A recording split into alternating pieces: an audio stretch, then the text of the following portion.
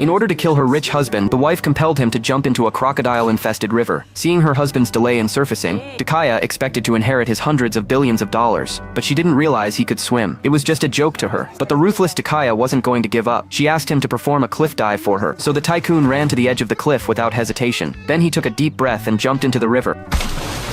As expected, this time he didn't make it back to the shore. Takaya pretended to call out for her husband, but inwardly she was overjoyed. Her plan had finally worked, but she suddenly remembered she didn't know to drive a speedboat. She had no choice but to call the police. But in this virgin forest, there was no signal at all. Panicked, she shouted to the surroundings, but obviously no one could hear her. The clever Takaya could only cry, but this was not an option. In order to survive, she tried to pilot the boat herself. After pushing a few buttons, the anchor lifted, and then after some miraculous maneuvers, the boat spun in circles at full power. Takaya was in a hurry. If the boat continues like this, it will soon hit the shore. So she rushed to the driver's seat and pulled out the key. Unexpectedly, the key fell into the river, although the boat lost power. But soon she realized another fatal problem. There was a waterfall up ahead. Panicked, Takaya prepared to jump off the boat, but when she got to the back of the boat, she realized that she could not swim. But then she noticed a life preserver, so she quickly threw it into the river. As she watched the life preserver float away, she realized that this was not the way to use a life preserver. So cleverly, Takaya took her things and hid in the cabin. She huddled in a corner and prayed for a miracle.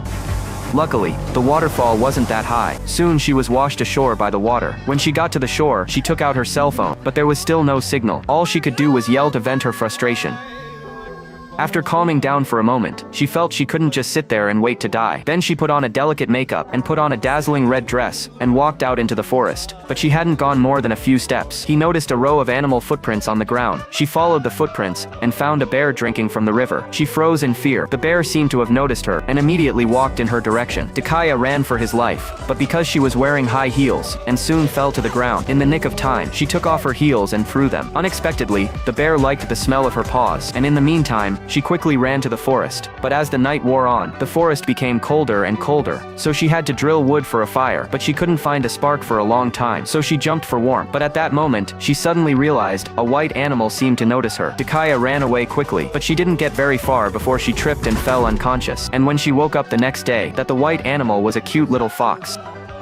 Since he hadn't eaten anything for a day, she was already starving. After seeing a bottle of foundation in his bag, she took it into her mouth in one bite, but immediately spit it out in disgust. At that moment, the fox also seemed to realize that she was hungry, so it led the way, and led Takaya to a place where there was water. There were some strange mushrooms growing here. They looked appetizing, so Takaya picked one without thinking. She chopped it up with a card, and used the perfume as a mixture. Then she enjoyed a natural meal. Although her hunger was temporarily relieved, but she immediately became dizzy. It turned out that what she had just eaten was a poisonous mushroom, and the toxin soon evaporated in her body. Finally, she fainted on the spot.